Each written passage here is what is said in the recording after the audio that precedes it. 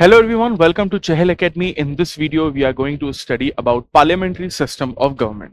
आज के इस वीडियो में हम सबसे पहले ये देखेंगे कि सिस्टम ऑफ गवर्नमेंट का मतलब क्या होता है, parliamentary system of government and presidential system of government के बीच में फर्क क्या होता है, इंडिया ने इन दोनों में से कौन सा सिस्टम ऑफ गवर्नमेंट अडॉप्ट किया है और जो फीचर्स होते हैं पार्लियामेंट्री फॉर्म ऑफ गवर्नमेंट के वो क्यों ज्यादा इंपॉर्टेंट और वैल्यूएबल माने गए हैं। सबसे पहले हम लोग ये समझने की कोशिश करते हैं कि सिस्टम ऑफ गवर्नमेंट का मतलब क्या होता है।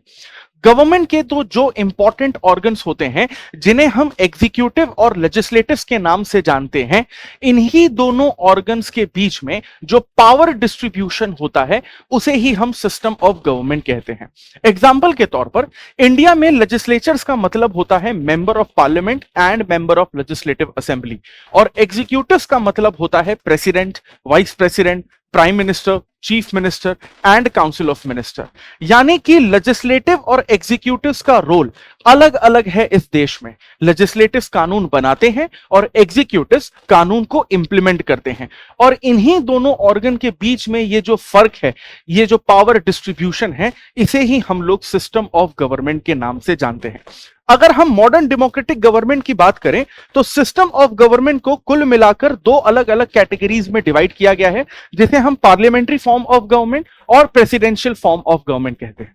अगर पार्लियामेंट्री सिस्टम या पार्लियामेंट्री फॉर्म ऑफ गवर्नमेंट की बात करें तो पार्लियामेंट्री सिस्टम में सरकार चलाने की जो रिस्पॉन्सिबिलिटी होती है वो ग्रुप ऑफ इंडिविजुअल्स की होती है, जैसा कि आप इंडिया में देखते हैं जिन्हें हम एमपी या एमएलए के नाम से जानते हैं।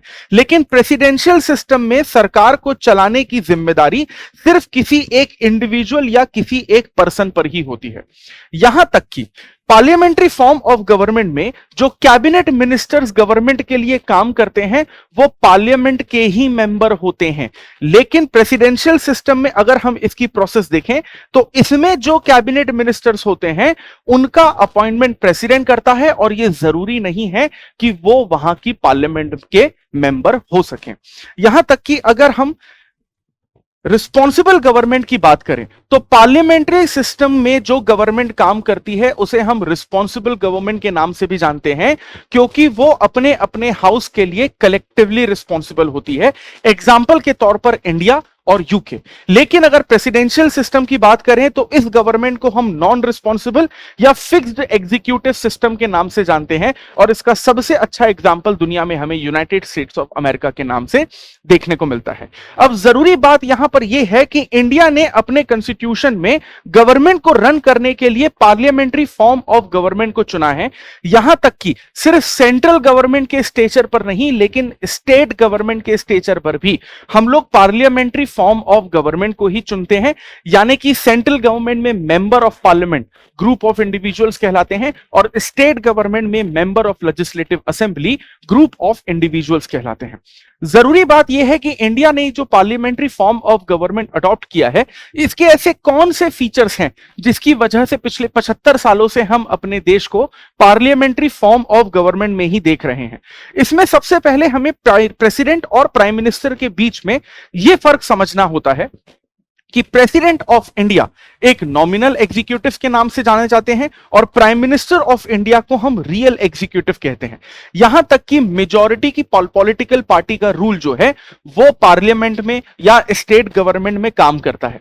एग्जाम्पल के तौर पर लोकसभा इलेक्शंस में जिस पॉलिटिकल पार्टी को मेजॉरिटी ऑफ द सीट्स मिल जाती हैं वही पॉलिटिकल पार्टी सेंट्रल गवर्नमेंट बनाती है, और विधानसभा इलेक्शंस में जिस पॉलिटिकल पार्टी को मेजॉरिटी ऑफ द सीट्स मिल जाती है वही पॉलिटिकल पार्टी स्टेट में स्टेट गवर्नमेंट कहलाती है। और यह सबसे बड़ा फीचर होता है किसी भी पार्लियामेंट्री फॉर्म ऑफ गवर्नमेंट का। यहां तक कि काउंसिल ऑफ मिनिस्टर्स और कैबिनेट मिनिस्टर्स कलेक्टिवली लोकसभा के लिए ही रिस्पॉन्सिबल होते हैं।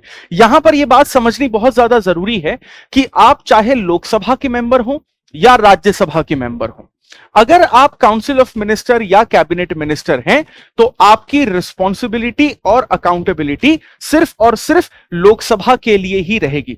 यहां तक कि अगर कोई एक ऐसा पर्सन है जो इंडियन गवर्नमेंट में काउंसिल ऑफ मिनिस्टर की पोस्ट पर काम कर रहा है तो सीधी सी बात है कि वो एग्जीक्यूटिव तो कहलाएगा ही, लेकिन वो लेजिस्लेटिव मेंबर भी कहलाएगा, क्योंकि एक member of parliament he minister बनता है या एक एमएलए ही मिनिस्टर बनता है।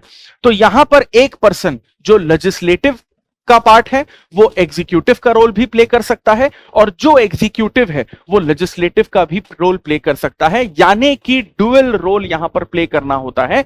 You can be the part of executives also and you can be the part of legislature also.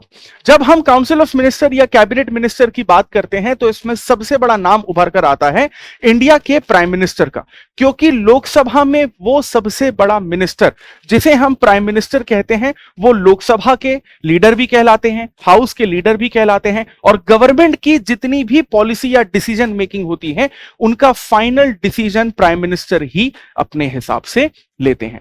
इसी तरह के पॉलिटी के इंपॉर्टेंट टॉपिक्स को अगर आप डिटेल में और आसान भाषा में समझना चाहते हैं जो आपके यूपीएससी सिविल सर्विसेज एग्जामिनेशन की प्रिपरेशन को और इजी बना सकता है, so for that please keep following Chahal academy. I will see you in the next video. Thank you very much.